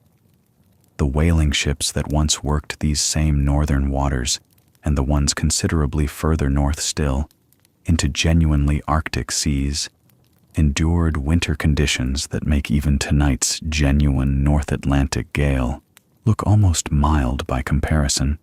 Crews sometimes trapped for entire seasons when pack ice closed in faster than expected, forced to overwinter aboard vessels never designed for months of continuous extreme cold, burning whatever fuel and provisions they had aboard, and hoping both would last until the ice released them again in spring. Reading accounts from those voyages, the frostbite, the scurvy, the sheer physical misery of simply staying warm through months of Arctic darkness aboard a wooden hull with only rudimentary heating, throws into sharp relief just how extraordinary the modern cargo ship crossing tonight actually is, not because the ocean itself has become any less dangerous.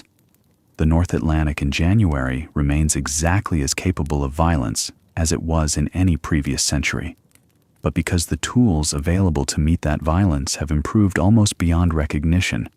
transforming what was once a genuine, life-threatening ordeal into something closer to a well-managed, thoroughly survivable, and yes, even restful part of an ordinary working voyage.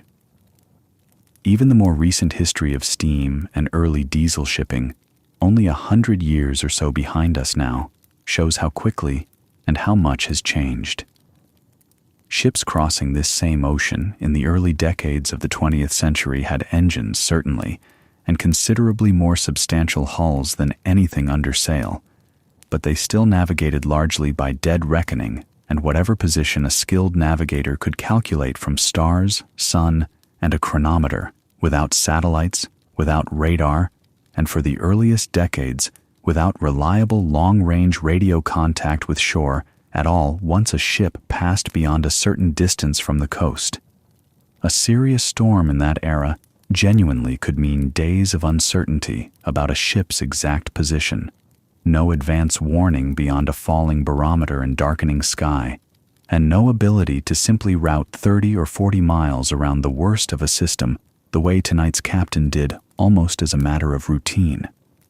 The gradual introduction of ship-to-shore radio, then radar, then satellite communication, then GPS, then modern computer-based weather routing, each one arriving within living memory of sailors who could describe, if you asked them, exactly what crossing this same ocean felt like before that particular tool existed, has compounded, decade after decade, into the quietly extraordinary situation aboard tonight's ship. A crew sleeping soundly through genuine winter violence, not because the sea has softened, but because human ingenuity, applied patiently and repeatedly across generations, has finally caught up to it. Back in the present, as the morning wears on and the ship settles fully back into its ordinary rhythm, the galley becomes, as it does every day regardless of weather, one of the quiet centers of gravity holding the crew's daily life together, and it is worth spending a little more time there, because food aboard a ship like this one carries a weight and importance that goes well beyond simple nutrition. The cook, having fed cargo ship crews for nearly 20 years across a dozen different vessels, understands better than almost anyone aboard that a good, familiar meal does more to maintain crew morale through a long, difficult winter contract than almost any other single factor available to him. He keeps a careful rotation of dishes drawing from the varied backgrounds of the crew he's currently serving. Familiar Filipino dishes for the largest portion of tonight's crew. Adobo, sinigang, a good pancit on Fridays that has become something close to a small weekly tradition everyone quietly looks forward to, alongside simpler European staples for the handful of Eastern European officers and engineers aboard. Hearty soups, good bread, the kind of solid, warming food that suits a cold climate and a long working day. And he takes genuine, quiet pride in stretching the ship's stores of fresh vegetables and fruit as far into each long ocean crossing as possible before the inevitable shift toward tinned and frozen provisions that marks the later weeks between port calls. Provisioning itself is its own small, careful science, planned weeks in advance around the ship's expected route and the availability of decent supplies at whichever ports fall along it.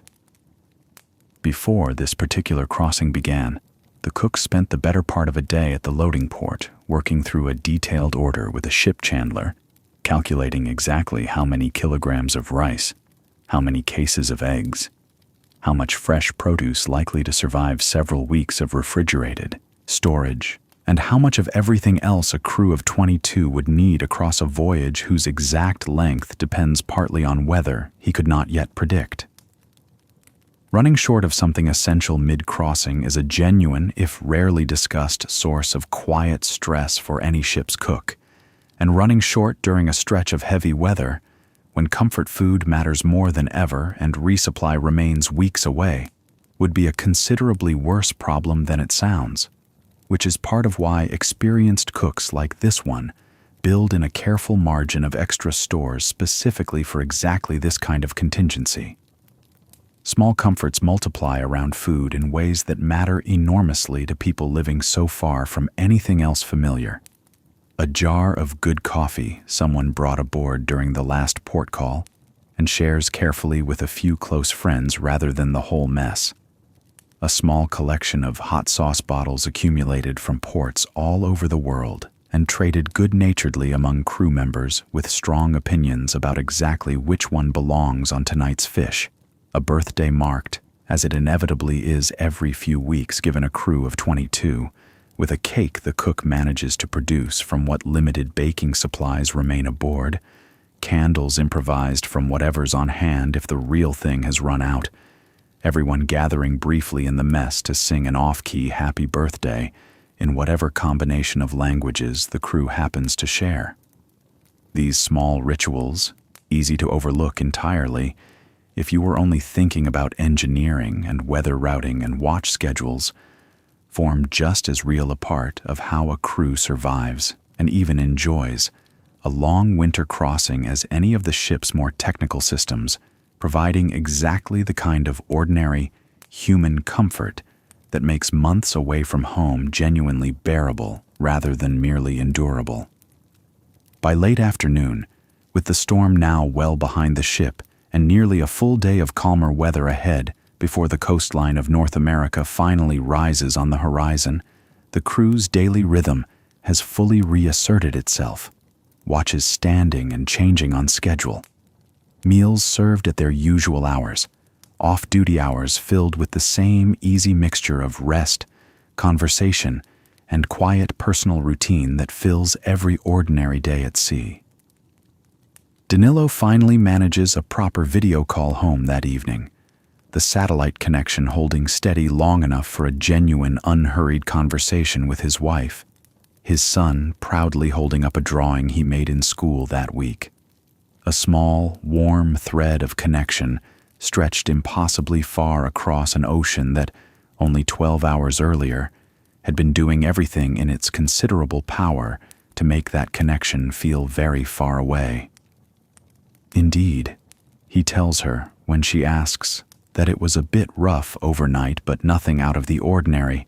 the same understated phrase every sailor everywhere seems to reach for when describing to the people back home exactly the kind of night this story has spent so long carefully unpacking.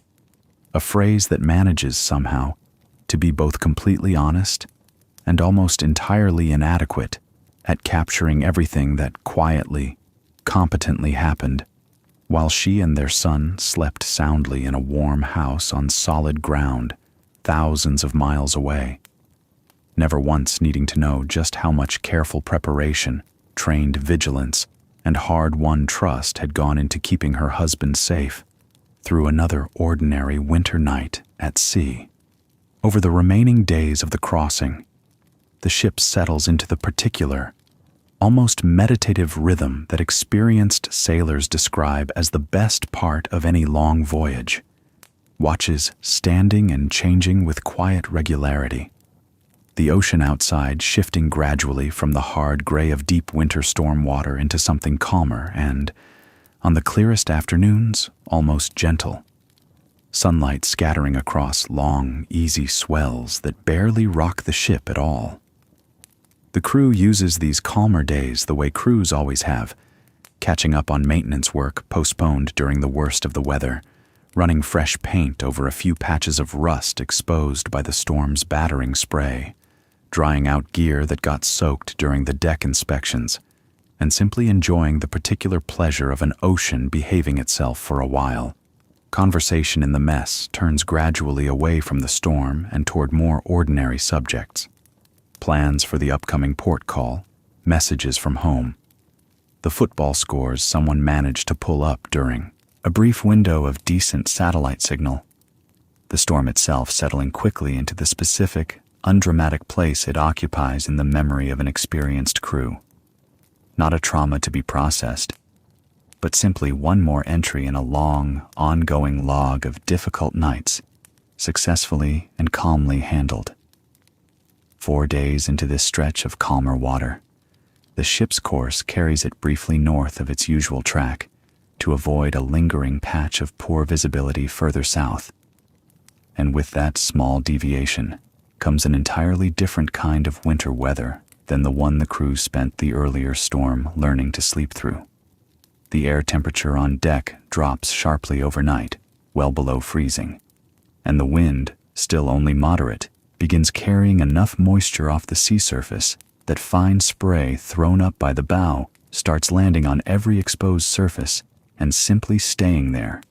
glazing the railings, the ladder rungs, the mooring bits, and the lower reaches of the container stacks in a thin, hard, glittering shell of ice within a matter of hours. This is a very different hazard from the one the storm presented. Quieter, slower, almost gentle in the way it arrives, and precisely because of that gentleness, one that experienced crews take every bit as seriously, because ice accumulating steadily on a ship's upper structure adds real, measurable weight exactly where a vessel can least afford it, high above the waterline. gradually working against the same stability calculations that keep the ship upright and comfortable in heavy seas. The bosun, noticing the first telltale glaze forming on the forward railings during a routine morning check, reports it immediately to the bridge, and within the hour, a small de-icing team, 3 of the deck crew bundled into heavy insulated coveralls, has been assembled and briefed. Their tools are almost comically simple against the sophistication of everything else aboard this ship. Wooden mallets, rubber-headed hammers, long-handled scrapers. Nothing more complicated than what a person might use to clear a frozen windshield, because nothing more complicated is actually needed, only patience and a willingness to work carefully in genuinely uncomfortable cold. They move methodically along the exposed sections of railing and ladder, tapping and scraping the accumulated ice free in long, satisfying sheets that shatter against the deck and slide toward the scuppers, working in short, rotated shifts of no more than 30 minutes at a time, because standing exposed on an open winter deck in these conditions carries its own real risk of frostbite if a person stays out too long without a proper break to warm back up inside. Danilo takes his turn on the second rotation, and there is something almost meditative about the work. Once his hands adjust to the cold, a steady, repetitive rhythm of strike and strike again, clearing one railing section after another while the ship moves steadily through a flat, pale gray sea, the sky above it that particular hard winter white that seems to come from everywhere and nowhere at once. He has done this kind of work often enough now, on this route and colder ones further north, that it no longer feels like anything unusual, simply one more item in the long, varied list of tasks that come with keeping a ship safe through the winter months. No more dramatic in the moment than shoveling a driveway, even though the underlying purpose, keeping the ship's center of gravity, where the naval architects intended it to stay, matters every bit as much as anything the stabilizer fins or the engine room ever do. The chief officer monitors the situation from the bridge throughout the morning, tracking the ship's own stability calculations against the estimated weight of accumulated ice reported by the deck team. A live, ongoing assessment, repeated on ships all through these northern winter routes every single day of the season,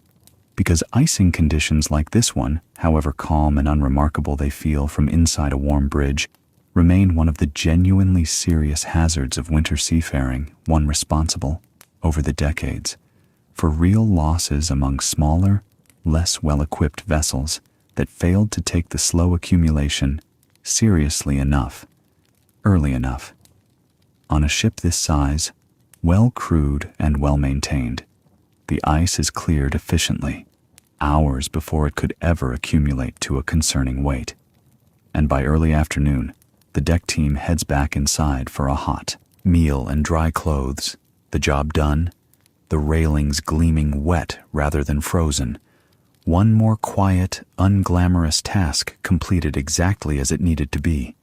Keeping a ship most people will never think about safe in conditions, most people will never imagine it regularly faces. It is worth pausing here, with the ice-clearing crew warming themselves over hot soup in the mess, to talk about a different kind of preparation entirely, one that never once came into play during the actual storm earlier in this crossing, but which exists quietly in the background of every single voyage this ship makes, precisely because the entire culture of modern shipping safety is built around planning thoroughly for events that, with any luck and any competence, never actually happen. Every few weeks, regardless of weather, regardless of how tired or busy the crew happens to be, the ship conducts a mandatory safety drill, a fire drill one month, an abandoned ship drill the next, each one following a strict schedule set by international maritime regulation and logged carefully for inspection by port authorities the ship visits. The most recent of these drills took place roughly 2 weeks before the storm, on a calm, unremarkable afternoon that gave no hint of the weather still to come. and it is worth describing in some detail because it illustrates just how much quiet, repetitive rehearsal sits underneath the crew's calm confidence during genuine bad weather. At the sound of the ship's general alarm, a distinct pattern of long and short blasts every crew member aboard can recognize instantly, even from a dead sleep. Everyone aboard moved to their designated muster station,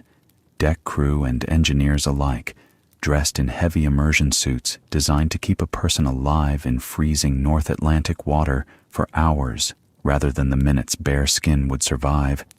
Each suit checked for tears or faulty zippers as part of the drill itself. The two enclosed lifeboats, bright orange, fully covered, and considerably more sophisticated than the open boats of a century earlier, were lowered part way on their davits. Engines started and run briefly to confirm they remained in good working order. A process repeated on this exact schedule every few weeks for the entire life of the vessel. Whether the ship happens to be crossing a calm tropical sea or, as on this crossing, heading directly into a January storm system a few weeks later. The captain walked the entire crew through the drill's debrief afterward with the same unhurried thoroughness she brings to every part of her job, noting one immersion suit zipper that needed replacing, confirming everyone's understanding of their assigned muster station and lifeboat seat, and reminding the newer crew members, gently but seriously, that the entire purpose of repeating this exercise so often was to make the correct response so automatic that no one would need to think, only act in the vanishingly unlikely event a real emergency ever demanded it. It is this same deep, rehearsed familiarity, built through drills like this one repeated month after month,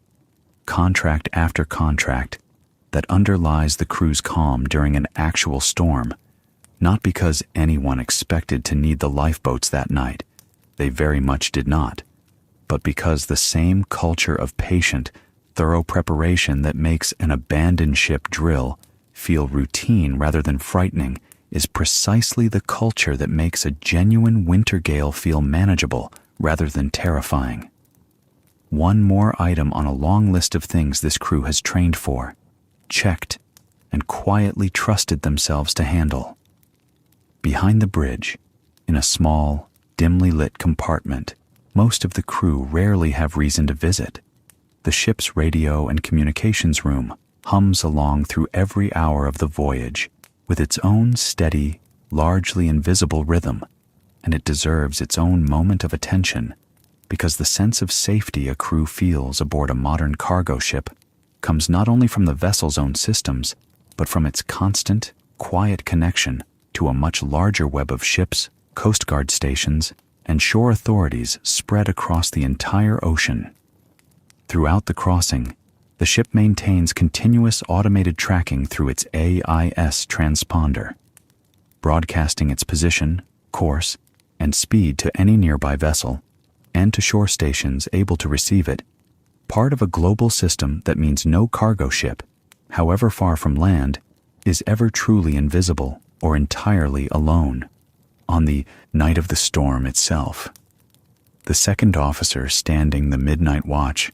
exchanged brief VHF radio calls with two other vessels crossing the same stretch of ocean within radar range. A tanker following a broadly similar track a few miles to the south, and a smaller bulk carrier further north, each call a short, businesslike confirmation of position and intentions rather than anything resembling distress. The maritime equivalent of drivers briefly acknowledging one another's headlights on a dark, otherwise empty highway. Coast Guard weather and safety broadcasts arrived automatically through the ship's dedicated safety receiver every few hours, standardized bulletins summarizing conditions across the wider region, information the second officer cross-checked against the ship's own satellite weather display. One more overlapping layer of confirmation in a system deliberately built with redundancy at every level, so that no single failed instrument or missed report could ever leave a ship genuinely blind to what the ocean around it was doing. It is a quieter, less visible form of vigilance than the wind and waves outside the bridge windows, but every bit as essential. A vast, mostly automated conversation running continuously between thousands of ships and hundreds of shore stations across the world's oceans, ensuring that even in the loneliest hours of a midwinter storm watch, no ship is ever quite as alone out there as it might feel from the inside. It is worth, at this point in the story, turning briefly away from the ship's systems altogether and toward the people running them, because behind every one of the routines this story has spent so long describing sites an individual person who chose, for reasons entirely their own, to spend months of every year living exactly this life. The captain, whose careful routing decisions shaped so much of how gently this crossing storm was ultimately felt, grew up nowhere near the sea at all, in a landlocked town several hours from the nearest coastline, and found her way into maritime work almost by accident, through a cousin who had gone to a maritime academy and came home during a school holiday with stories vivid enough that a teenage version of her decided, more or less on the spot, that this was what she wanted her own life to look like. She has spent nearly 3 decades since working her way up through every rank a deck officer can hold: cadet, third officer, second officer, chief officer, and finally, captain, a promotion that took her the better part of 20 years to earn, and that she still describes, when asked, as the proudest achievement of her working life. The life she has built around that career is, by her own cheerful admission, a strange and demanding one, months away from a home she keeps in a quiet coastal town. A partner who has learned to run their shared household largely alone for long stretches at a time. Children now grown who spent their own childhoods marking her absences and returns on a calendar the way other families might mark school terms. It is not a life every person could sustain, and she is candid about the toll it occasionally takes: the missed birthdays, the school events attended only through grainy video calls, the strange recurring adjustment of coming home after months at sea to a household that has quietly rearranged itself around her absence and needs a week or two to make room for her again. But she is equally candid and visibly sincere about what the life gives her in return: a genuine, hard-earned mastery of an enormously complex profession, a closeness with her crew built from shared responsibility rather than mere friendliness, and the specific, difficult-to-describe satisfaction of standing on a bridge in the middle of a winter storm, fully in command of a situation that would overwhelm almost anyone without her exact training and experience, and bringing everyone aboard through it safely, calmly, and, for nearly all of them, entirely asleep. As true evening finally settles over the ship once more, some days later, with the coastline of North America now showing as a faint smudge on the horizon, and the pilot boat expected to meet them within the day to guide the vessel into port, the sky has cleared into a hard, cold winter blue, streaked with the last orange light of a sun already low on the horizon. The ocean around the vessel, calm now, a gentle swell rolling steadily beneath the hull, the kind of sea that barely registers as motion at all to a crew who spent one particular night not so long ago learning once again exactly how much more the ship and its systems could comfortably absorb. Somewhere below, in the same small steel cabin where he slept through the worst of the storm without ever fully waking, Danilo finishes his shift, showers, eats a quiet dinner with a few of the others coming off watch, and heads back toward his bunk for another night's sleep. This one requiring none of the trust and practiced calm that earlier storm demanded, simply the ordinary, welcome rest of an uneventful evening at sea, growing shorter now as landfall approaches, and the small, familiar rituals of arrival, customs paperwork, cargo manifests, the first hint of a different coastline smell carried out to them on the wind, begin quietly asserting themselves over the rhythm of open ocean. Above him, whoever stands tonight's watch will do so under a clear, star-scattered winter sky rather than a driving winter gale, tracking a course that continues steadily westward, carrying 9,000 containers, 22 careful, competent people, and everything they collectively represent toward a port now only a day or two away, across an ocean that asked something difficult of them not long ago,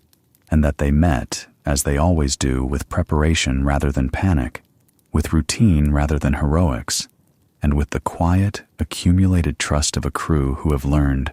across months and years and countless nights very much like that one, exactly how to turn one of the most violent environments on the planet into somewhere they can, eventually, comfortably, gratefully, sleep. And so, as another quiet winter night falls over the North Atlantic, the ship moves on, steady, warm, and sure, exactly as it was built to, carrying its crew safely through the dark, the way it always has, the way it always will, long after this particular storm has become nothing more than an unremarkable line in a logbook and an ordinary story told over breakfast. If you've made it this far, thank you for spending this quiet stretch of night with the crew of this ship, and with me. Let the engine hum carry you the rest of the way into sleep, and I'll see you on the next voyage.